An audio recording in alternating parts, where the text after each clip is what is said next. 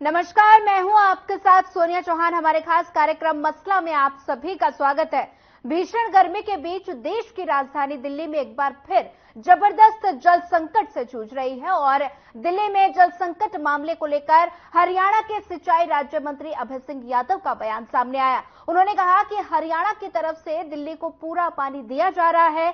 हरियाणा सरकार मानती है कि दिल्ली देश की राजधानी है, लेकिन पानी को लेकर दिल्ली के जो हालात हैं उसके लिए दिल्ली सरकार ही जिम्मेदार है और दिल्ली सरकार का पानी प्रबंधन सही नहीं है। और साथ ही अभय ने कहा कि दिल्ली में पानी की कमी नहीं है, लेकिन प्रबंधन की कमी जरूर है। हालांकि उन्होंने ये भी कहा कि दक्षिण हरियाणा को भी पानी की सख्त जरूरत है। दिल्ली में जल संकट के बीच सियासत भी रफ्तार पकड़े हुए है। दिल्ली के जल संकट पर दिल्ली सरकार और हरियाणा सरकार की तरफ से आरोप प्रत्यारोप का सिलसिला लगातार जारी है। दिल्ली के जल मंत्री आतिशी ने हरियाणा सरकार पर आरोप लगाया था कि हरियाणा दिल्ली को पर्याप्त मात्रा में पानी नहीं छोड़ रहा और साथ ही हरियाणा जानबूझकर दिल्ली के हिस्से का पानी रोक रहा है। अब अभय सिंह यादव के बयान ने ये साफ हो गया है कि कहीं ना कहीं दिल्ली के वाटर मैनेजमेंट की कमी भी है और ऐसे में अब सवाल ये उठता है कि दिल्ली कब तक जल संकट से जूझती रहेगी।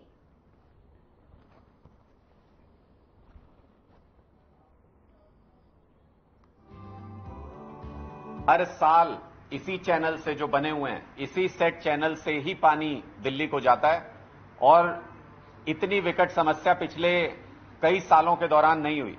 जानबूझ करके जब एक्सट्रीम वेदर्स होते हैं, जब बाढ़ की स्थिति आई, तब इन्होंने कह दिया कि जी हमारी तो कोई गलती नहीं है। इस बार दिल्ली सरकार वहां खुद ही इंतजाम देख रही है कि वो बैराज जो हरियाणा सरकार के अंडर आता है उसके आसपास की सिल्ट साफ कराई जाए, जो कि हरियाणा सरकार की जिम्मेदारी थी। इस बार वो खुद ही देख रहे हैं कि भाई अगर आपकी गलती नहीं है, आप सक्षम नहीं है ऐसा करने में, तो फिर वो खुद ही इंतजाम देखेंगे। लेकिन ये कह देना कि बाढ़ के वक्त ये कह देना कि हमने ज्यादा पानी नहीं छोड़ा है जी, और सूखे के वक्त जब गर्मी है ये कह देना कि हमने तो पानी छोड़ा है जी, जा नहीं रहा जी, ये कहने से काम नहीं चलेगा।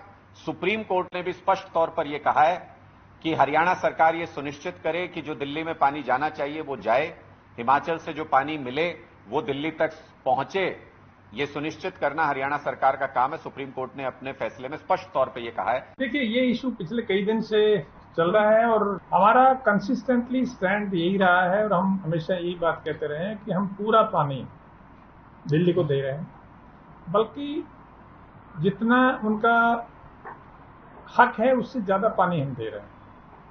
हम शुरू से इस बात के प्रति जागरूक हैं कि नेशनल कैपिटल में किसी तरह की पानी की, ड्रिंकिंग वाटर की अव्यवस्था ना फैले।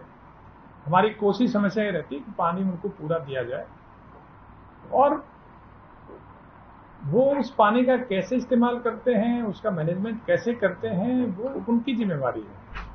अगर हमारा पूरा पानी देने के बाद भी उनको पानी की कमी महसूस होती है तो मैं शुरू से ये कहता रहा हूं, हमारा स्टैंड यही रहेगा कि वो अपने अंदर के मैनेजमेंट को देखें कि कहां कमी है, पानी की कमी नहीं है।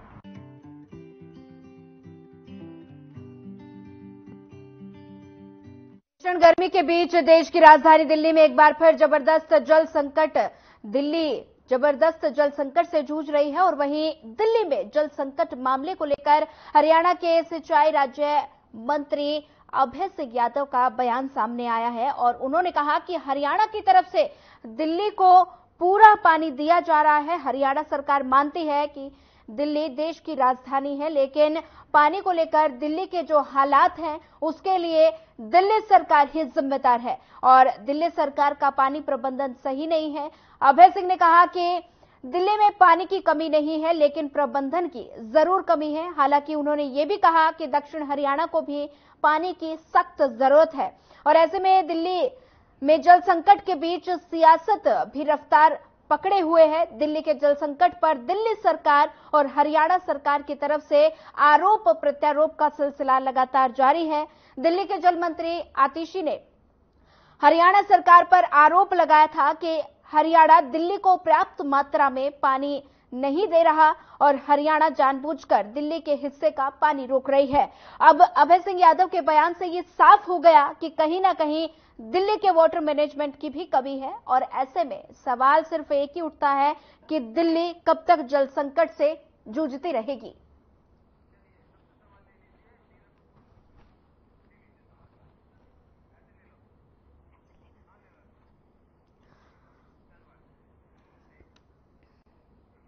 बता दें कि दिल्ली जल संकट से जूझ रही है और साथ ही दिल्ली सरकार और हरियाणा सरकार दोनों के बीच आरोप प्रत्यारोप का दौर लगातार जारी है और ऐसे में जल मंत्री आतिशी ने हरियाणा सरकार पर कई गंभीर आरोप लगाए हैं और इसी पर चर्चा करने के लिए हमारे साथ बीजेपी प्रवक्ता राम राजेश शर्मा हमारे साथ जुड़ गए हैं, आप प्रवक्ता वीरेंद्र शर्मा हमारे साथ जुड़ गए हैं और कांग्रेस प्रवक्ता नीरज गुप्ता जी हमारे साथ जुड़ गए हैं, इनेलो प्रवक्ता ओंकार सिंह जी हमारे साथ जुड़ गए हैं। आप सभी का इस खास चर्चा में जुड़ने के लिए आप सभी का पहले तो स्वागत है। सबसे पहले मैं रुख करना चाहूंगी राम राजेश शर्मा जी का।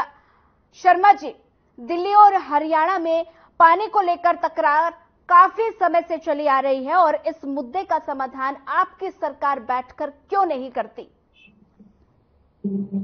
देखो, दिल्ली हरियाणा की दिल्ली हमारे देश की राजधानी है और दिल्ली में पानी चाहिए और पानी हरियाणा जो चाहिए उससे ज्यादा मानवता के आधार पर पहले ही दे रहा है।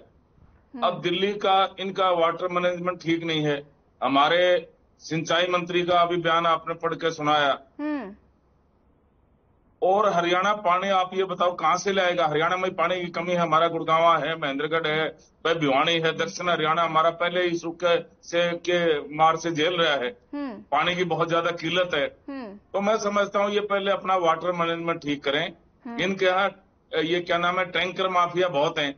उनके खिलाफ इन्होंने क्या एक्शन लिया, कितने FIR दर्ज हुए, कितनों को अंदर किया, इनके नहर की सफाई क्यों नहीं कराई इन्होंने? उसमें गाज जम गई, हमारी हरियाणवी लैंग्वेज में बोलते हैं, वह उसमें रेत जम गया, उसकी सफाई क्यों नहीं करवाई इन्होंने? अपने गिरेबान में तो झांकते नहीं, दूसरे के ऊपर आरोप लगा रहे हैं। बात बात पर माननीय सुप्रीम कोर्ट में चले जाते हैं। सुप्रीम कोर्ट ने भी इनके ऊपर फटकार लगाई है और हमारे सीनियर एडवोकेट जनरल सिंघल साहब भी आज मान लो माननीय सुप्रीम कोर्ट में अपील हुए, उन्होंने भी क्या नाम है एफिडेविट हरियाणा सरकार की तरफ से दिया है और इनकी 2023 की रिपोर्ट भी उसको भी पेश किया है। उसमें इन्होंने खुद माना है कि 50 से 52% इनका वो पानी का वेस्टेज हो जाता है। तो मैं समझता हूँ पहले ये अपना वेस्टेज रोकें, अपना वाटर मैनेजमेंट ठीक करें, तब दूसरे को ऊपर आरोप लगाएं। हरियाणा तो मानवता के आधार पर जितना दिल्ली को पानी देना चाहिए उससे ज्यादा दे रहा है, क्योंकि दिल्ली हमारे देश की राजधानी है जी। और हरियाणा वाले मानवता प्रेमी हैं और पंजाब में भी इनकी सरकार है, दिल्ली में भी इनकी सरकार है। SYL का निर्माण क्यों नहीं करवाया? SYL से हमारा पानी दिलवाएं। और पंजाब में जाके इनके मुख्यमंत्री कहते हैं हरियाणा को एक बूंद भी पानी नहीं मिलेगा और दिल्ली में कहते हैं कि हरियाणा हमारे को पानी नहीं देता। अरे भाई, हरियाणा पानी कहां से लाएगा? जो पानी हिमाचल से आता है वो आपको दे दिया जाता है, बल्कि हम तो और ज्यादा देते हैं। पहले अपना मैनेजमेंट ठीक करें और ये दोहरी मानसिकता को छोड़ दें। भाई हरियाणा का लाल, हरियाणा का लाल, अरे हरियाणा के लाल, पहले हरियाणा को हिस्सा दिला, चंडीगढ़ से हमारा हिस्सा दिला, SYL का पानी दिला और फिर दिल्ली में जाके आप बोलते हो दोहरी मानसिकता अपनाते हो। भाई हरियाणा पानी नहीं देता, पंजाब में कहते हो भाई एक बूंद भी पानी नहीं मिलेगा। मैं समझता हूं पहले ये अपना मैनेजमेंट ठीक करें और उसके बाद में बयानबाजी करें। ये तो इसमें झूठ बोलने में, बयानबाजी करने में, इस नौटंकी करने में, राजनीति करने में माहिर हैं। पहले तो अपने घर में तो झांकें। अब मुफ्त में नारा दे देते हैं भाई बिजली पानी मुफ्त मिलेगा। अरे मिले तो क्या, पहले अपनी व्यवस्था तो देखे, पहले अपना घर तो देखे आपके पास में क्या है। समय रहते तो ये जागते नहीं। पहले इनको पता है आगे गर्मियां आने वाली है, पानी की बहुत ज्यादा किल्लत हो जाएगी। पहले अपना मैनेजमेंट ठीक करें। हरियाणा के कृषि सिंचाई मंत्री जी ने अभी स्टेटमेंट दिया था हम तो पहले से ज्यादा पानी दे रहे और मैं समझता हूं भाई इससे इनको सबक लेना चाहिए। अपना वाटर मैनेजमेंट ठीक करें। अपनी जो 50% के करीब इनका पानी वेस्टेज हो रहा है उसको ठीक करें और जो इनके टैंकर माफिया हैं जो पानी को चुरा के बेच देते हैं, वो भर ले जाते हैं, उसको ठीक करें। और जब ये बयानबाजी करें, हरियाणा तो मानवता प्रेमी है, पहले से ही मानवता के आधार पर जो पानी देना चाहिए उससे ज्यादा दे रहा है। ठीक है शर्मा जी, लौटूंगी आपके पास, रुक कर लेती हूँ आप प्रवक्ता वीरेंद्र जी का। वीरेंद्र जी, दिल्ली में आपकी सरकार है और अब हरियाणा में विधानसभा चुनाव होने वाले हैं, तो चुनाव से पहले ही पानी को लेकर तकरार क्यों? मैं मेरे जितने भी वरिष्ठ प्रवक्ता साथी हैं उनको, आपको और आपके माध्यम से पूरे हरियाणा प्रदेश की जनता को प्रणाम करता हूं, नमस्कार करता हूं। बड़े वरिष्ठ साथी हैं रामराज जी शर्मा और मैं बड़ी इनकी रिस्पेक्ट करता हूं, लेकिन आज का जो समय है वो जो हरियाणा प्रदेश की जो जनता हमारे को देख रही है, एज ए प्रवक्ता के तौर पर आपके चैनल के माध्यम से हमारी एक अपनी अकाउंटेबिलिटी है, क्रेडिबिलिटी होती है, चैनल की भी होती है और प्रवक्ता की भी होती है कि वो अपनी पार्टी की बात किस तरह से रखते हैं। और खास करके तब ज्यादा बन जाती है जब अगर कोई भी मामला माननीय सुप्रीम कोर्ट सर्वोच्च अदालत के अंदर अगर विचाराधीन है तो इसमें इस तरह का व्याख्यान करना कि 50% इनका वेस्टेज है, ये तथ्य बिल्कुल निराधार हैं। इन तथ्यों का कोई वजूद नहीं है। अब मैं तथ्य की बात बताऊंगा रामराज जी को, प्लीज आप थोड़ा सा एक बार मेरे को सुन लें। माननीय सुप्रीम कोर्ट ने ये कहा है, सर्वप्रथम मैं अपनी बात कह देता हूं कि माननीय सुप्रीम कोर्ट ने ये कहा है कि अगर आम आदमी पार्टी की सरकार कहीं कोई वेस्टेज हो रही है तो उसके ऊपर सबसे पहले अपना कंट्रोल करे। हम मानते हैं, हमने मार्च में ही अपनी जितनी भी गाइडलाइन थी, जितनी प्रोकेशंस अपनानी चाहिए थी, आम आदमी पार्टी की सरकार ने दिल्ली में वो सारी की सारी गाइडलाइंस जारी हमने करी थी और चालान करने के हमने ये डायरेक्शन दी थी कि अगर कोई भी वेस्टेज करेगा तो उसको चालान भी किया जाएगा, उसका अवैध कनेक्शन अगर पाया गया तो वो कनेक्शन भी काट दिए जाएंगे। तो जितनी भी हमारे से जो संभव हमने प्रयास किया कि दिल्ली की जनता को ज्यादा से ज्यादा हम सुविधा दे पाए और ज्यादा से ज्यादा पानी की आपूर्ति कर पाए। अब दूसरी बात, रामराज जी कहते हैं कि मैनेजमेंट पे सवाल उठाते हैं, तो मैं रामराज जी को और आपके माध्यम से पूरे प्रदेश की जनता को बताना चाहता हूं कि हम जो बात कर रहे हैं वो बात कर रहे हैं हथनीकुंड बैराज से जो पानी आता है उसकी।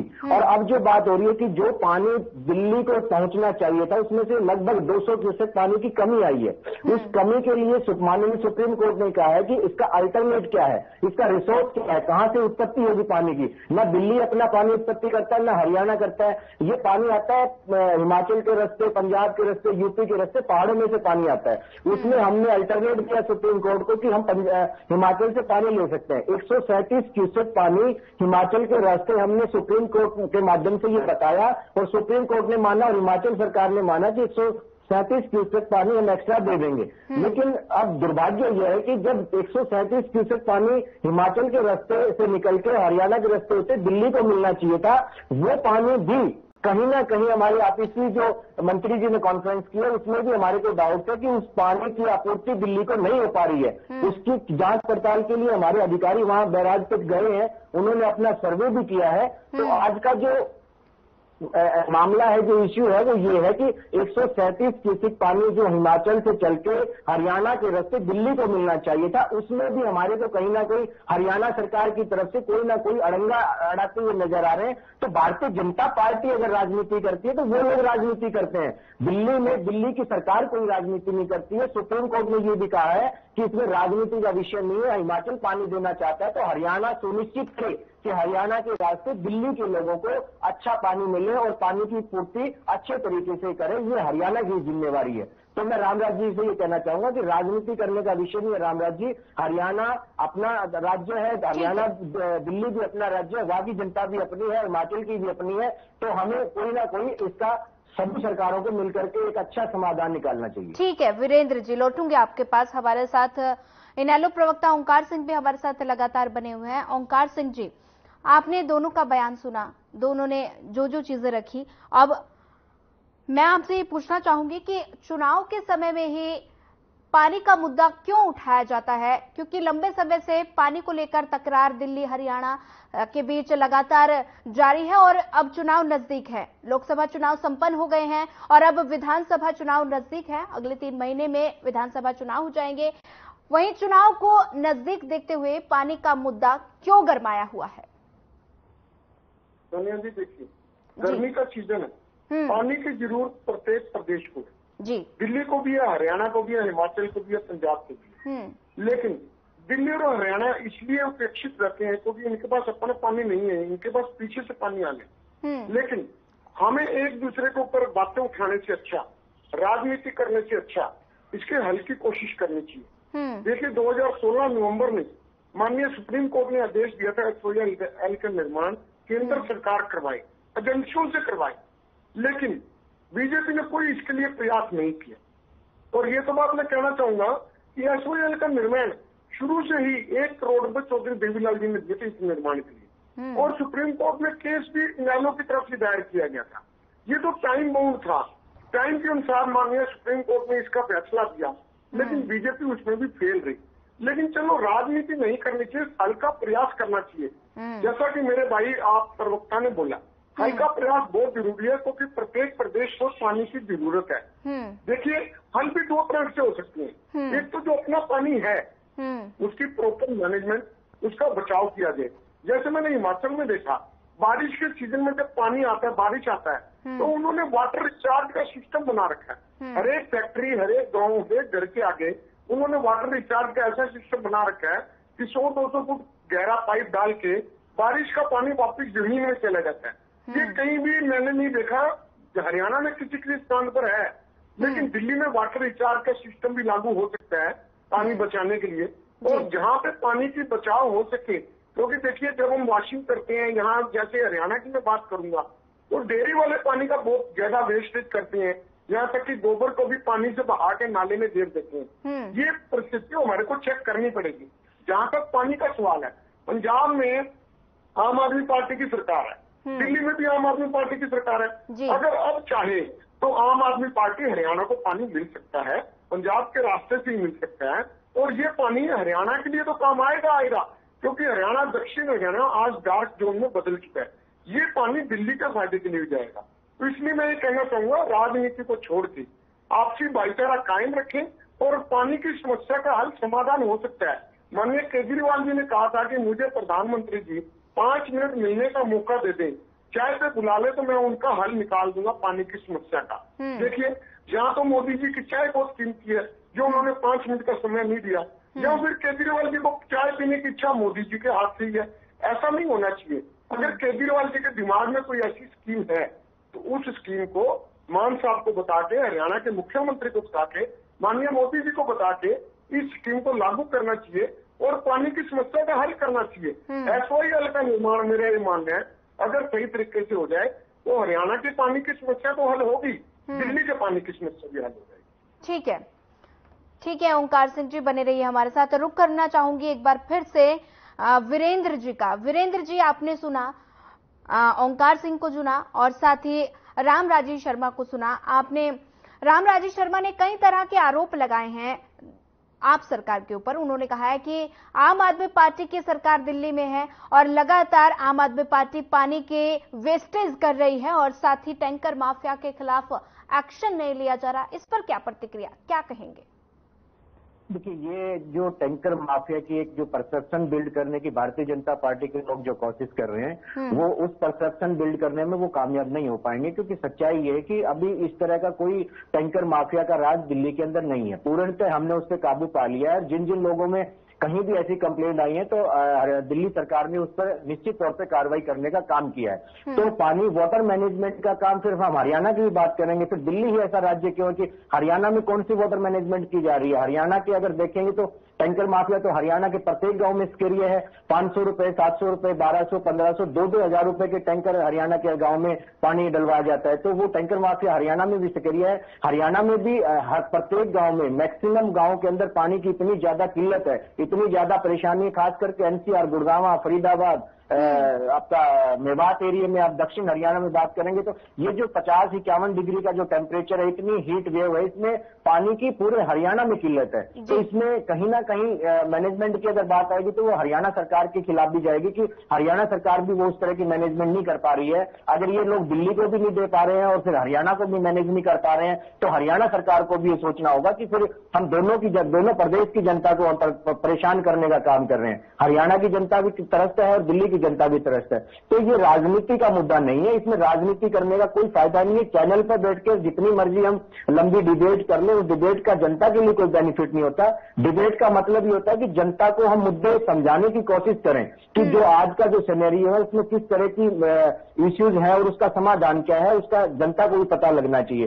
तो मेरे को नहीं लगता कि किसी चीज को हमें डिरेल करना चाहिए। जो एक्चुअल जिस चीज का समाधान है उस पर चर्चा करें तो अच्छा रहेगा।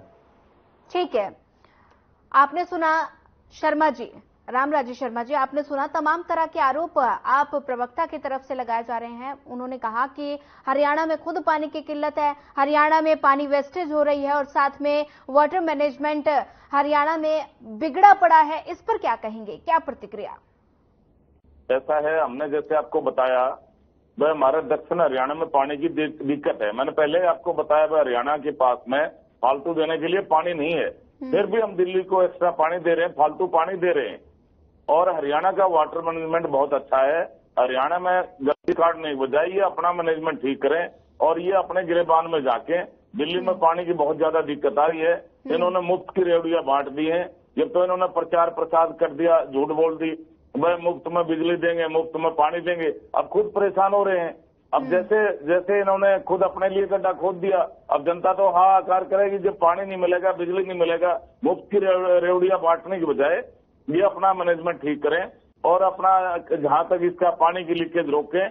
और जब गर्मी से पहले ये अपना मैनेजमेंट में इनकी बैठक करें। और इनका क्या नाम है, बैठक कौन करेगा? इनका मुखिया तो जेल में है, उसके बगैर ये दिशा निर्देश किससे लेंगे? तो ये मैं समझता हूँ ये सारी व्यवस्था दिल्ली में खराब हो चुकी है। और दिल्ली में सरकार नाम की चीज नहीं है, और सरकार नाम की चीज नहीं है तो वहां ये दिक्कत आती है। अपना मैनेजमेंट इनका सही नहीं है, दूसरों में गलतियां काट रहे हैं। अब इन्होंने ये नहीं बताया इनके टैंक माफियाओं के खिलाफ इन्होंने कितनी FIR दर्ज करी, कितने को पकड़ गए इन्होंने अंदर किया। और इनका क्या नाम है, इसकी नहर की पहले सफाई क्यों नहीं कराई इन्होंने? उसमें रेत जम गया है, उसमें गाद जम गई है। हम पानी छोड़ते, पूरा पानी वहां तक जा नहीं पाता। एक्स्ट्रा पानी की बात है, जो हिमाचल से पानी आता है हम सारे के सारा इनको पानी भेज देते हैं। हम अपनी तरफ से भी मानवता के आधार पर हम ज्यादा पानी दिल्ली सरकार को दे रहे हैं, और फिर भी इनका मैनेजमेंट ठीक ना होने की बजाय इनका पानी रास्ते में क्या नाम है लीकेज हो जाता है, रास्ते में पानी खत्म हो जाता है, वहां तक पहुंचते पहुंचते कम पहुंचता है। तो ये तो इनकी गलती है, हमारी गलती तो है नहीं। हम तो जो आता है भेज देते हैं, बल्कि अपनी तरफ से ज्यादा इनको भेज रहे हैं। अब इनकी मैनेजमेंट खराब होने की वजह से पानी पूरा नहीं पहुंच पाता, वो तो ये अपना मैनेजमेंट ठीक करें। और रही बात, बार बार सुप्रीम कोर्ट में जाते हैं, माननीय सुप्रीम कोर्ट ने भी इनके ऊपर फटकार लगाई है, भाई आप अपना मैनेजमेंट ठीक करें। और टेंडर माफियाओं के खिलाफ क्या कार्रवाई करी है वो भी आप बताएं, वो तो ये आप बता नहीं रहे। ये बदले में हरियाणा में गलती काट रहे हैं। अरे हरियाणा तो बहुत बढ़िया चल रहा है, हमारे मुख्यमंत्री बहुत बढ़िया है, हमारा बढ़िया सरकार काम कर रही है और जन जन के चेते हैं, और चारों तरफ से उनको आशीर्वाद मिल रहा है। 36 बरादरी का आशीर्वाद उनके साथ है। हमारी चिंता ना करें, अपनी चिंता करें। ठीक है जी। और फिर SYL के ऊपर ये बोल नहीं रहे। अरे SYL के ऊपर बोलिए, पंजाब में आपकी सरकार है, दिल्ली में आपकी सरकार है। आप पंजाब सरकार से कहिए ना, आपके उसके ऊपर दबाव डालिए, आपके मुख्यमंत्री आप उसके ऊपर दबाव डालिए, आप कहिए भाई SYL का पानी दे, क्यों नहीं दे रहे हो? उनकी गलती है, पानी का वेस्टेज उधर पाकिस्तान में भेजा रहा है, हरियाणा को और दिल्ली को पानी नहीं दे रहे।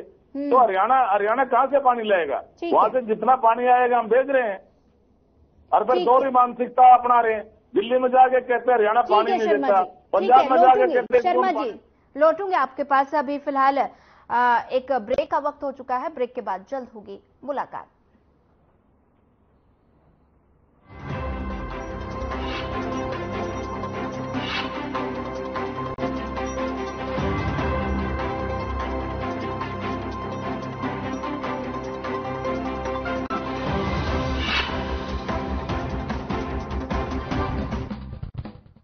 नमस्कार दोस्तों, जरा कल्पना करो कि आपका एक बैंक अकाउंट है, उसमें हर रोज सुबह सुबह 86,400 रुपए जमा होते हैं, जो आपको उसी दिन रात तक खर्च भी करने हैं। और यदि आपने पूरे खर्च नहीं किए तो आपका बैंक बैलेंस अमाउंट फॉरफिट हो जाएगा, यानी जब्त हो जाएगा। उसे अगले दिन कैरी फॉरवर्ड नहीं कर सकते। अच्छा, ये राशि 86,400 है और इतनी ही रहेगी, ना कम होगी ना ज्यादा। अब आप क्या करोगे? एक समझदार व्यक्ति की तरह एक बजट बनाओगे और उससे पूरा का पूरा खर्च करने का प्लानिंग करोगे।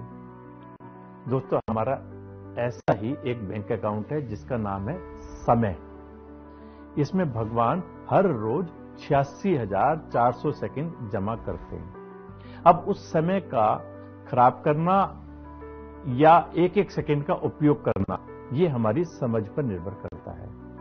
ये समय सभी के पास बराबर है, ना कम ना ज्यादा।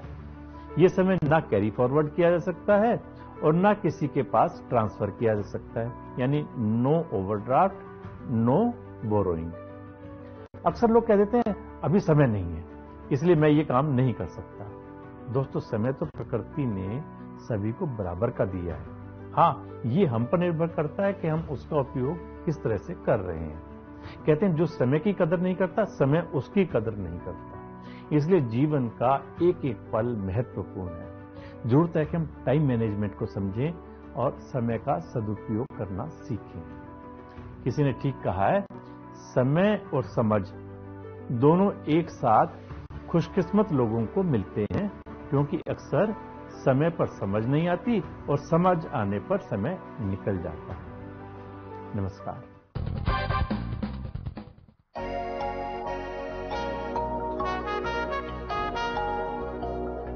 तुम हुस्न परी तुम जाने जहां हो, इतनी हंसी ढूंढे तितलियां।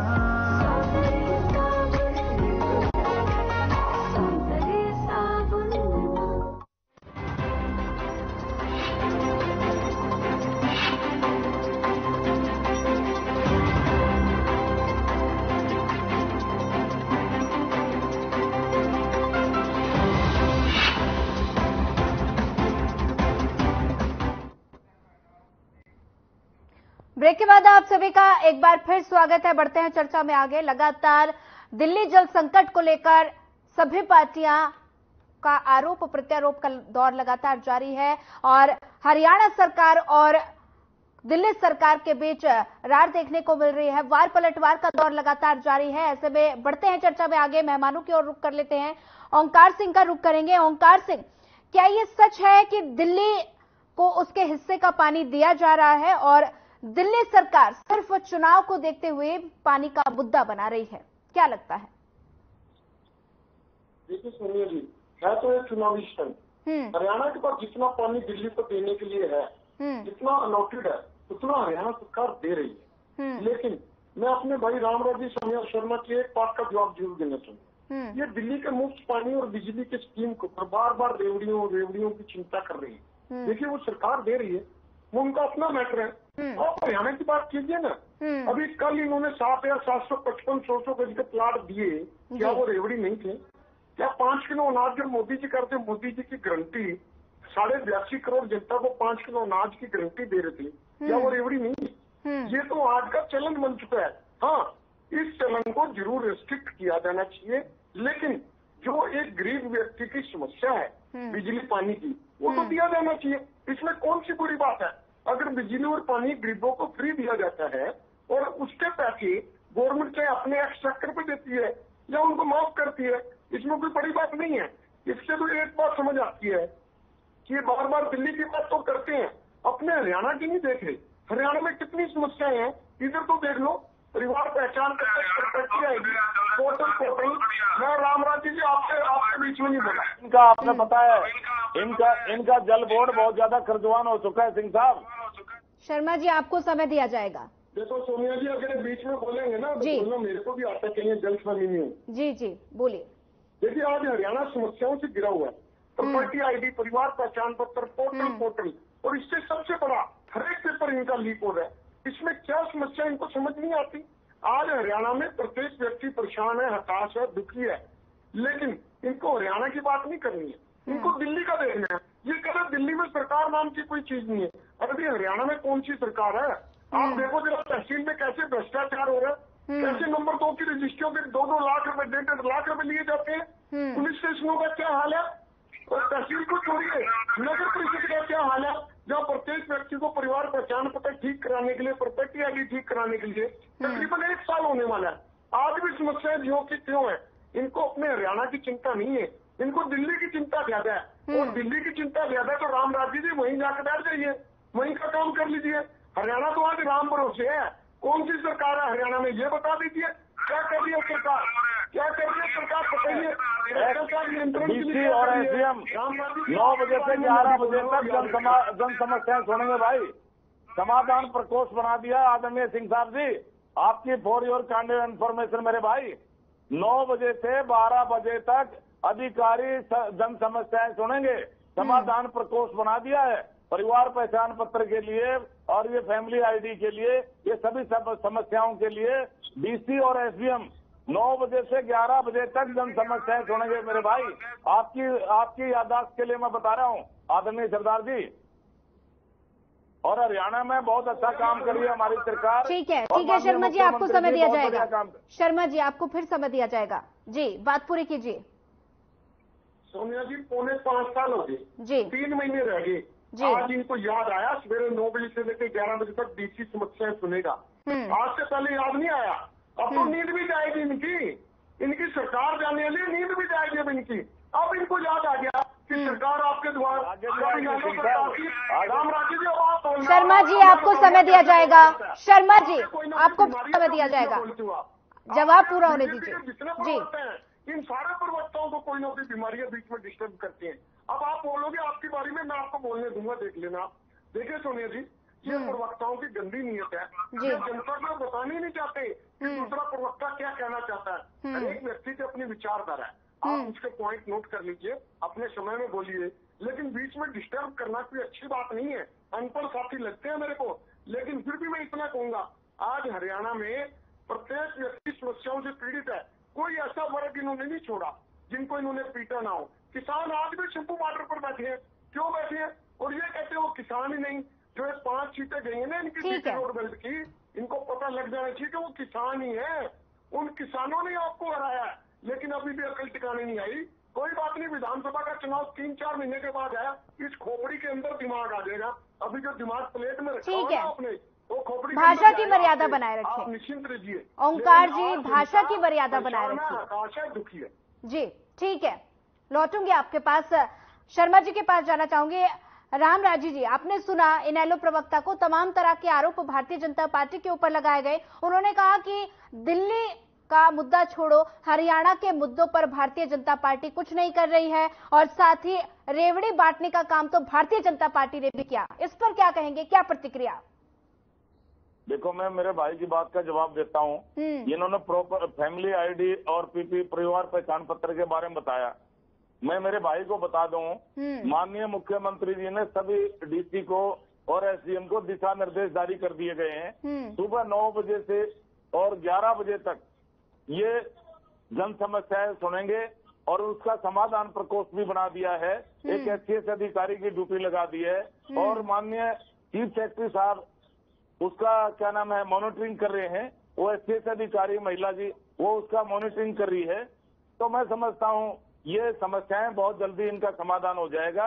और रही बात, इन्होंने किसानों के मुद्दे के बारे में इन्होंने मेरे भाई ने बात करी। मैं आपको बताना चाहूंगा ये सबसे ज्यादा किसान हितैषी हम है और किसान की समस्या वो बेहतर जानता है जो किसान का मजदूर का बेटा हो या जिसने किसानी करी हो। हमारे मुख्यमंत्री जी किसान के बेटे भी हैं, उन्होंने खुद भी किसानी करी है और सबसे ज्यादा किसान हितैषी हम है। माननीय प्रधानमंत्री जी 6,000 रुपए खाद बीज के किसान के खाते में डालते हैं और सबसे ज्यादा किसानों की उपज का भाव हम दे रहे हैं पूरे हिंदुस्तान में। हरियाणा सबसे ज्यादा किसानों की उपज का भाव दे रहा है। 14 फसलें एमएसपी के आधार पर हम खरीद रहे 14 फसलें।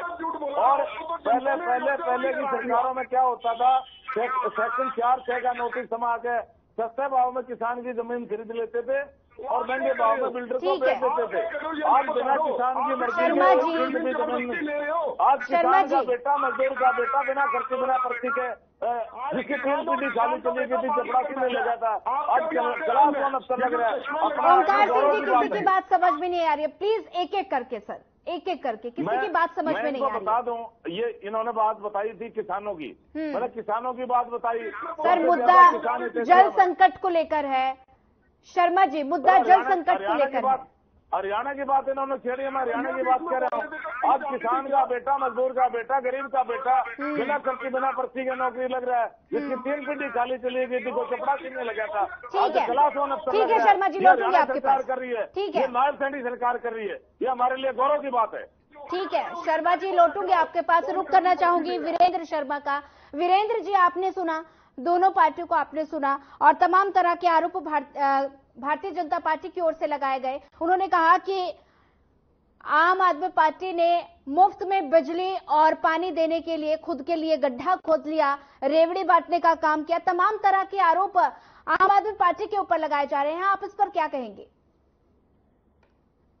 रामराज जी, मैं पहले भी कह रहा था, बड़ा मतलब मेरे को हास्यास्पद लगता है कि रामराज जी वरिष्ठ साथी होने के नाते चीजों को डिरेल कर लेते हैं। अब रामराज जी को ये पता होना चाहिए कि भारतीय जनता पार्टी ने जितने रेवड़ियां बांटने का काम भारतीय जनता पार्टी ने अपने इलेक्शन बेनिफिट लेने के लिए जो हरियाणा और पूरे देश में किया है, शायद ही किसी सत्ताओं ने इस तरह का काम किया होगा। रामराज जी ने टैंकर माफिया की बात की, तो मैं रामराज जी अपने हरियाणा प्रदेश के हालात नहीं बताना चाहते। रामराज जी को बताना चाहता हूँ कि करीबन 9500 करोड़ रुपए का घोटाला किसके प्रदेश में हुआ, किसकी सरकार में हुआ?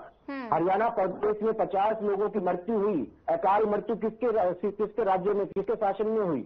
और हरियाणा प्रदेश का मुख्यमंत्री बदलने का काम किसने किया? हरियाणा प्रदेश का अध्यक्ष बदलने का काम किसने किया?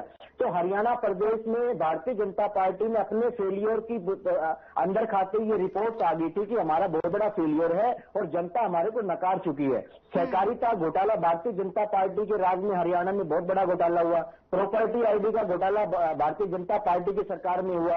रजिस्ट्रियों का घोटाला भारतीय जनता पार्टी की सरकार में हुआ। तो ये वो भारतीय जनता पार्टी की घोटालेबाज सरकार थी, जुमलेबाज सरकार थी, और उन्होंने झूठी परसेप्शन बिल्ड करने का काम किया। 400 पार। मैं रामराज जी को पहले भी डिबेट में कहता था जैसा आपका 75 पार होगा वैसा ही आपका 400 पार होगा। और हरियाणा प्रदेश में की जनता ने बिल्कुल भारतीय जनता पार्टी को नकार दिया है। अब जितने मर्जी ये खुले दरबार लगाए, जितने मर्जी ये लोगों की समस्या सुने, इन्होंने 4.5 साल तक जनता को बिल्कुल नजरअंदाज किया। और इसके साथ में जननायक जनता पार्टी ने मिलकर के घोटालों के सिवाय हरियाणा प्रदेश की जनता के साथ कोई सरोकार नहीं करने का काम किया। ठीक है वीरेंद्र जी, लौटूंगे आपके पास। रामराज शर्मा जी, आपने सुना तमाम तरह के आरोप आम आदमी पार्टी की तरफ से लगाए गए। उन्होंने कहा कि घोटालेबाज सरकार थी और 400 पार का जो नारा था तो वो झूठा साबित हुआ। क्या कहेंगे शर्मा जी? मैं इनकी बात का जवाब दे रहा हूं। इन्होंने मुख्यमंत्री बदलने की बात की। देखो, बदलाव एक प्रकृति का नियम है, समय समय पर बदलाव होते रहते हैं और इतिहास गवाह है इस बात का। भाई ये बीजेपी में एक गरीब का बेटा, किसान का बेटा, मजदूर का बेटा हमारे देश का प्रधानमंत्री बन सकता है। एक आदिवासी महिला हमारे देश की राष्ट्रपति बन सकती है। ये बीजेपी में संभव है। माननीय पूर्व मुख्यमंत्री मनोहर लाल जी ने अपनी इच्छा जाहिर करी थी कि भाई मैं कोई पार्टी मेरे को जिम्मेवारी सौंपे, दूसरी जिम्मेवारी मैं निभाने के लिए तैयार हूँ और युवा शक्ति को आगे आना चाहिए। और मैं समझता हूँ युवा शक्ति और कल का भविष्य है। माननीय मुख्यमंत्री जी, नायब सैनी जी युवा हैं, युवाओं के हृदय सम्राट हैं और बहुत ही मिलनसार हैं। 36 बरादरी के मसीहा हैं और 56 साल में ओबीसी समाज को मुख्यमंत्री मिला है, ओबीसी समाज का। और मैं समझता हूँ ये अपना अपने गौरव की बात है और ये बीजेपी में संभव है, क्योंकि बीजेपी जात पात को नहीं मानती, बीजेपी सभी को एक समान मानती है। ये मेरे भाई सरदार जी हैं, ये बताएं इनके यहाँ क्या है? चौधरी देवीलाल जी, उनके बाद में चौधरी ओम प्रकाश चौटाला जी, उनके बाद में अभय चौटाला जी, अजय चौटाला जी, उनके बाद में उनके बच्चे। ये वंशवाद इनके यहाँ है। हमारे यहाँ तो एक गरीब का बेटा, किसान का बेटा, मजदूर का बेटा हमारे देश का प्रधानमंत्री बन सकता है। एक आदिवासी महिला हमारे देश की राष्ट्रपति बन सकती है। ये बीजेपी में संभव है। ये एक हमारे मुख्यमंत्री जी हैं, एक किसान के और फौजी के बेटे हैं। आज ये हमारे प्रदेश के मुख्यमंत्री हैं। ये मैं समझता हूँ ये बीजेपी में संभव है और बदलाव प्रकृति का नियम है। और इन्होंने घोटालों की वो आरोप लगाया हमारे ऊपर है। मैं इनकी बात का जवाब दे रहा हूँ। हमारी सरकार ने जो भी घोटालेबाज पकड़ के भीतर करे। हमारी सरकार ने एंटी करप्शन सेल का भी पता चला लोगों ने, बीजेपी का राज आने पे वह हरियाणा में अभी एंटी करप्शन सेल है। हमने बड़े बड़े घोटालों को जो कांग्रेस के टाइम में, इनके टाइम के माफिया थे, हमने पकड़ के उनको अंदर किया है। हमारी पारदर्शी सरकार है। ठीक है शर्मा जी, लौटूंगे आपके पास। शर्मा जी इसी पर जवाब ले लेते हैं। शर्मा जी इसी पर जवाब ले लेते हैं, क्या कहेंगे वीरेंद्र शर्मा? आरोप लगाए जा रहे हैं तमाम तरह के। हाँ बिल्कुल सोनिया जी, दो बातों का ओंकार जी ने स्वयं अपनी बातों का खुद ही जवाब दे दिया। ओंकार जी ने कहा कि जो परिवर्तन है वो समय की मांग होती है और वो परिवर्तन निश्चित होता है। तो वही हरियाणा प्रदेश की जनता ने काम करने का काम किया है कि परिवर्तन होना था भारतीय जनता पार्टी का, और अभी विधानसभा में भारतीय जनता पार्टी की विदाई तय हो जाएगी।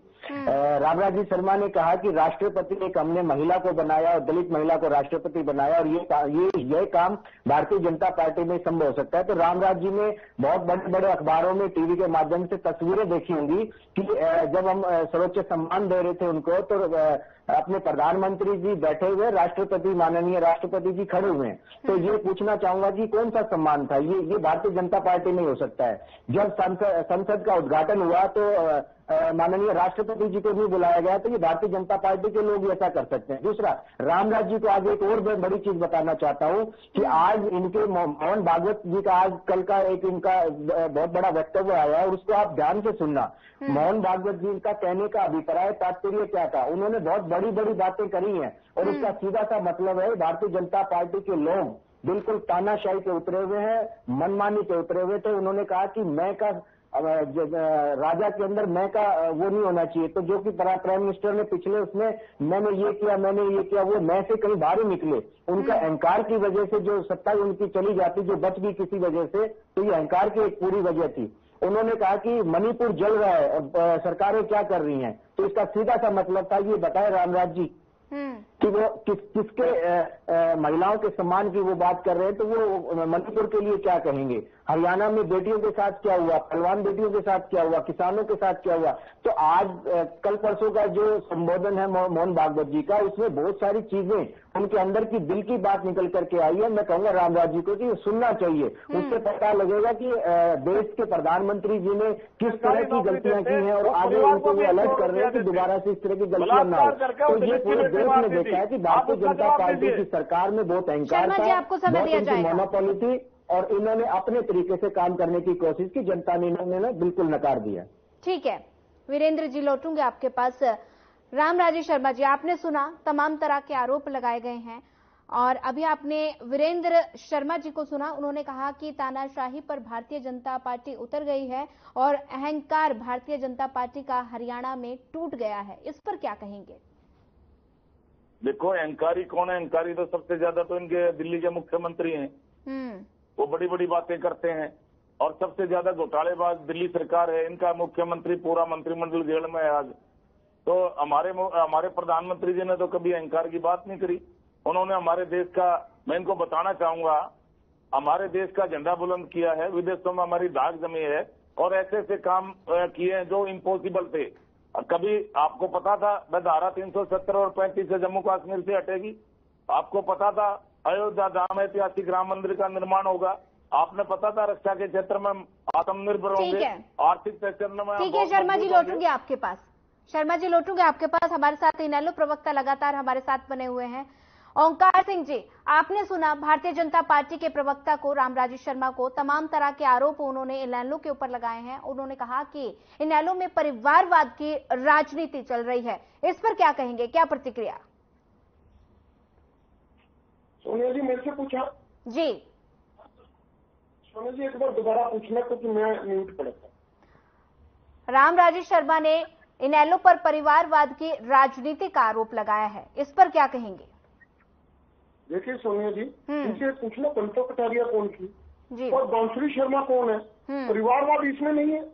अगर इनकी लिस्ट दिखा दूं ना मैं, परिवारवाद के जननी यही है, और परिवारवाद की जितनी परिभाषाएं देते हैं सारी की सारी गलत हो जाएंगी। हाँ, अब ये 370 की बात कर रहे थे। जरा ये तो बता दे रामराज जी, आपने प्लाट लिया जम्मू कश्मीर में जाके? क्या रानी ने लिया और किसी ने नहीं लिया? 370 हटाने से बात नहीं बनती, वहां पर शांति कायम होनी चाहिए। देखिए सोनिया जी, अगर बीच में बोलेंगे मैं वाल्ट हो जाऊंगा। शर्मा जी आपको समय दिया जाएगा, आप अपनी बात पूरी कीजिए। ओंकार जी देखिए, ये कहते हैं हम रक्षा के क्षेत्र में आत्मनिर्भर हुए। अरे भाई, राफेल तो ले रहे हो फ्रांस से, आत्मनिर्भर कहां से हो गए तुम? अरे तुम 182 करोड़ जनता को 5 किलो अनाज दे रहे हो, और 25 करोड़ जनता को कहते हो हमने अमीर बना दिया गरीब से, और कह रहे हो विश्वगुरु बनने को तैयार। अरे बुलेट ट्रेन ले रहे जापान से, और तो और पटेल जी की मूर्ति भी इन्होंने चाइना से बनवाई। और ये कह रहे हैं हम आत्मनिर्भर हो गए हैं, विश्व गुरु को बनने की बात कर रहे हैं, और ये कह रहे हैं मोदी जी का डंका पूरे विश्व में बन रहा है। जरा इनसे ये पूछना, आज से पहले, इनसे पहले, मोदी जी से पहले जो प्रधानमंत्री होते थे, क्या उनका स्वागत नहीं होता था विश्व में? उनका भी वैसे उनसे बढ़िया स्वागत होता था। आज इनको धार्मिक उन्माद फैलाने वाले नेताओं की तरह देखा जाता है। आज अगर भारत में 2 गुट बने हैं, अगर धार्मिक सहिष्णुता कम हुई है, अगर राजनीति में नैतिकता का स्तर कम हुआ है, निचले स्तर पर चला गया, तो उसके लिए रामराजी शर्मा जैसे नेता और प्रवक्ता जिम्मेवार हैं। जिस तरह की आग रखते हैं, जिस तरह की सांप्रदायिकता फैलाते हैं, उस तरह की सांप्रदायिकता से आपसी भाईचारा नहीं कायम होता, आपसी विरोध कायम होता है। और ये विरोध इन्होंने इस बार इलेक्शन में देखा। अभी कुछ कमी रह गई, विधानसभा में फिर से देखेंगे। ये इन्होंने पर परिवारवाद की बात करते हैं, ये तो बता दें इनके परिवारवाद के कितने उदाहरण है, दुनिया भर के उदाहरण इनके अंदर पड़े हुए हैं। आज ये अपना मुद्दा पलटने की बात कर रहे हैं। आज बात तो पानी की थी, और मेरे को लगता है रामराजी के पास आंकड़े तो है नहीं कुछ भी, इनको सिर्फ सिखा के भेजा जाता है। जितने प्रवक्ता हैं और ऐसे रख के आते हैं जैसे तोता आके गंगाराम करता, तोते की तरह रख के आते हैं। और इनको ये नहीं पता कि पानी की बात चल रही है, ये पानी की बात को घुमाने में कामयाब हो जाते हैं। और सोनिया जी, सच्चाई तो ये है, पानी की समस्या आज प्रत्येक प्रदेश की है। हमें मैनेजमेंट भी ठीक करनी है, लेकिन समस्या को पूरा भी करना है। लेकिन इनसे मैं पूछना चाहता हूँ, 2014 में जब प्रधानमंत्री बने थे मोदी जी, तब उन्होंने कहा था हम नदियों का ग्रिड बनाएंगे। हजारों करोड़ रुपए की योजना थी, नदियों का ग्रिड बनाएंगे, हम नदियों को आपस में जोड़ेंगे, कहीं बाढ़ नहीं आएगी, कहीं पानी की कमी नहीं होगी। कहाँ है ग्रिड? इन्होंने कहा था गंगा साफ करेंगे, 20,000 करोड़ रुपए की नमामि गंगा योजना बनाई थी इन्होंने। कहाँ है वो योजना? नमामि गंगा योजना तो नजर नहीं आई। 20,000 करोड़ पानी में चले गए। और उमा भारती जी जो इनके जल मंत्री थी, जिसकी जिम्मे थी ये योजना, उन्होंने, मैं उनका धन्यवाद करूंगा, उन्होंने कहा था अगर गंगा साफ ना हो पाई तो मैं बाहर चली जाऊंगी, और वो बाहर चले गए। ये सिर्फ बातें करने वाली पार्टी है। ये तो बता दें 370 इन्होंने तोड़ दी। क्या प्लाट खरीदा रामराजी? उस समय तो आप जांच कर रहे थे सारे के सारे कि हम कश्मीर में जाकर प्लाट लेंगे। और यही स्थिति हिमाचल में भी है, सिक्किम में भी है, आसाम में भी है। वहां भी तो जमीन नहीं खरीद सकते। और तो उत्तरांचल में जहाँ आपकी सरकार है, वहां पे भी हम जमीन बाहर के बंदे नहीं खरीद सकते। वहां से भी तोड़ दो ना। एक भारत और एक भारतीय का नारा बुलंद करो। हम भारतवासी कहीं भी जाएं, कहीं भी रहे, इसके लिए क्यों करते हैं? आप सिर्फ और सिर्फ अलगाववाद की भाषा बोलते हो, जिसका फार्मूला, जिसका सब कुछ जनता समझ चुकी है, और जनता ने आपको इसका सबक भी दिया है। अगर कुछ कसर रह गई तो 2-3 महीने रुक जाएगी। आपने मुख्यमंत्री बदला ना, आपको बदलने के लिए तैयार बैठी है जनता। आप कहते हैं परिवर्तन सृष्टि का नियम है, मैं मानता हूँ परिवर्तन सृष्टि का नियम है। और प्रत्येक व्यक्ति कलम दिया, शर्मा जी आ रही हूँ आपके पास। शर्मा जी, समय दिया जाए, आप पे भी लागू होता है। आप देखना परिवर्तन तैयार खड़ा हुआ है, आप जैसे हवा में उड़ जाएंगे, नजर भी नहीं आएगी। ठीक है, शर्मा जी के पास जाना चाहूंगी। शर्मा जी, आपने सुना ओंकार सिंह ने तमाम तरह के आरोप भारतीय जनता पार्टी के ऊपर लगाए। उन्होंने कहा कि भारतीय जनता पार्टी धर्म की राजनीति कर रही है, क्या कहेंगे? देखो, इन्होंने आरोप लगाया हमारे मुख्यमंत्री जी के बारे में, भाई इन्होंने मुख्यमंत्री बदला। तो मैं इनको बता रहा हूँ, आज वो राष्ट्रीय नेता बन गए हैं और केंद्रीय मंत्री भारत सरकार है। पूरे भारत को, हमारे पूरे देश को उनकी जरूरत है। और ये बदलाव तो प्रकृति का नियम है। नए मुख्यमंत्री जी आ रहे हैं, उनका ऐतिहासिक स्वागत हो रहा है। युवा शक्ति है, युवा शक्ति उनका क्या नाम है, उनको बधाई देने के लिए विशाल जन सैलाब उमड़ रहा है। 36 बरादरी का आशीर्वाद उनके साथ है। और इन्होंने एक बात और बताई, इन्होंने हरियाणा पर आरोप लगाया। भाई मैं इनसे पूछना चाह रहा हूं, इनके टाइम में गरीब का बेटा, किसान का बेटा को नौकरियां क्यों नहीं दी? इनकी भर्तियां किस आधार पर होती? जातिवाद, परिवारवाद, क्षेत्रवाद, भाई भतीजावाद। आज किसान का बेटा, मजदूर का बेटा, गरीब का बेटा बिना नौकरी लग गया। मेरी बात तो सुन लीजिए शर्मा जी। ऐसी घटना है शर्मा जी, मुद्दा जल संकट को लेकर है। हमारा जल संकट ऐसा है ना, मैंने आपको बताया, हमारा प्रबंध बहुत मजबूत है। और ये क्या नाम है, अपना मैनेजमेंट ठीक करें। जो पानी हम हिमाचल हमारे को दे रहा है, पंजाब हमारे को दे रहा है, वो पानी हम दिल्ली में भेज रहे हैं। हम तो अपनी तरफ से एक्स्ट्रा पानी दे रहे हैं, क्योंकि हरियाणा मानवतावादी है, मानवतावादी। ठीक है शर्मा जी, लौटूंगी आपके पास। हम पानी दे रहे हैं वहाँ पे। शर्मा जी लौटूंगे आपके पास, हमारे साथ लगातार वीरेंद्र जी भी बने हुए हैं। वीरेंद्र जी, आपने सुना, दोनों पार्टियों को आपने सुना। भारतीय जनता पार्टी की प्रवक्ता ने कहा कि आम आदमी पार्टी जल संकट को चुनावी मुद्दा बना रही है और आम आदमी पार्टी का हरियाणा में सुपड़ा साफ, क्या कहेंगे? देखिए, हरियाणा में आम आदमी पार्टी का सुपड़ा साफ ये कैसे कह सकते हैं? ये तो बड़ी बड़ी बचकानी बात होगी कि सुपड़ा साफ। हमने कुरुक्षेत्र के अंदर 5,13,000 वोट लिए हैं, जितने बाकी 3 पार्टियों को मिलाएंगे, इनेलो पार्टी, जेजेपी और बीएसपी, तीनों को पूरे हरियाणा प्रदेश में उतना वोट परसेंटेज नहीं मिला जितना हमने सिर्फ एक लोकसभा क्षेत्र में हमने चुनाव लड़ा गठबंधन के साथ, और 5,13,000 वोट हमारे को मिले हैं। दूसरा, चार विधानसभा में हमने जीत हासिल की है। तो आज के दिन पे हम लोग 4 विधानसभा जीत चुके हैं, तो सुपड़ा साहब कैसे कह सकते हैं? इंडिया गठबंधन ने बहुत मजबूती से चुनाव लड़ा, और मेरे ओंकार साथी को थोड़ा सा इसमें परेशानी हो सकती है कि इन्होंने हमारे जो समीकरण थे वो इन्होंने खराब किए। ये भारतीय जनता पार्टी के साथ इनकी क्या आपस में इनका मेलजोल हुआ, क्या इनका समझौता हुआ, जो इन्होंने अभय सिंह जी ने वहां से चुनाव लड़ा और उस वजह से जो नुकसान हुआ हमारे आम आदमी पार्टी को, वो इनेलो पार्टी की तरफ से नुकसान हुआ। ये लोग किसी इनडायरेक्ट रूप से भारतीय जनता पार्टी को सपोर्ट कर गए। तो हमने 5,13,000 वोट लेकर के 4 विधानसभा में हमने जीत हासिल की है, तो सुपड़ा साफ होने की बात ही नहीं है। अगर किसी ने रोका है भारतीय जनता पार्टी को हरियाणा के अंदर, तो वो इंडिया गठबंधन ने रोका है। अदरवाइज हो सकता है कि इनकी सीट ज्यादा आ सकती थी, लेकिन रोकने का काम अगर किया है तो आम आदमी पार्टी ने कांग्रेस के साथ अलायंस किया, और हम लोगों ने जी तोड़ मेहनत की और पूरे हरियाणा के अंदर मजबूती से चुनाव लड़ा इंडिया गठबंधन ने, और एक अच्छी तरीके से हमने अपनी जीत दर्ज करी। हम इसको हार नहीं करेंगे। वीरेंद्र जी, ठीक है।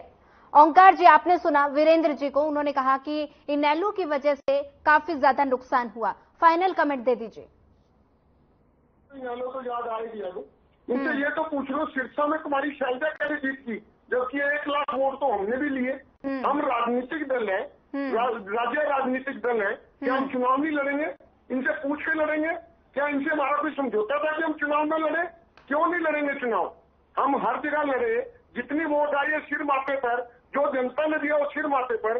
जनता जनार्दन का जो जनादेश है उसे स्वीकार करना सीखो। कौन किसकी वजह से हारा ये आप अपने पलड़े से देखो। अगर हमारी वजह से आप हारे, तो आप जब इंडिया गठबंधन में शामिल हुए, बाहर जब निकलोगे तब देख लेना अपनी हालत क्या। आप जो कह रहे 4 सीटों में 4 हल्कों में आप जीते हो, जिस दिन आप इंडिया गठबंधन जब तो बाहर हो गए ना, अब पता लग जाएगा आप कितने पानी में। और दूसरा, अगर इंडिया गठबंधन हमारे करके हारा है, तो इंडिया गठबंधन ने स्थापना किसने करी थी? इंडियन नेशनल लोकदल की जींद रैली में स्थापना हुई थी इंडिया गठबंधन की। क्यों नहीं शामिल किया उसमें? अपनी गलतियां नहीं तुम्हारे को नजर आती।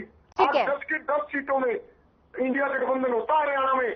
अगर ये रामराजी शर्मा जो इतनी बातें कर रही है ना सुपड़ा साफ करने वाली, इनका सुपड़ा खुद का साफ हो जाता अगर आपने और कांग्रेस ने मिलकर सही काम किया होता। ठीक है ओंकार जी, ठीक है ओंकार जी, समय का अभाव है ओंकार जी। शर्मा जी, कुछ ही सेकंड में अपनी बात पूरी कर दीजिए।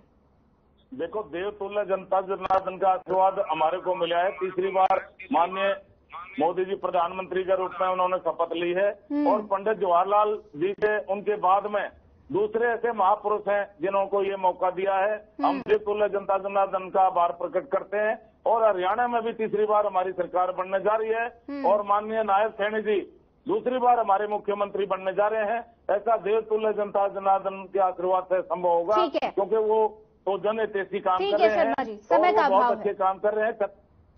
ठीक है शर्मा जी, आप सभी का चर्चा में जुड़ने के लिए आप सभी का धन्यवाद। लगातार दिल्ली जल संकट को लेकर सभी पार्टियों का आरोप प्रत्यारोप का दौर लगातार जारी है, और ऐसे में बस सवाल सिर्फ एक ही उठता है कि आखिर दिल्ली कब तक जल संकट से जूझती रहेगी। फिलहाल इस खास कार्यक्रम में बस इतना ही। ज्यादा खबरों के लिए बने रहिए हमारे साथ। नमस्कार।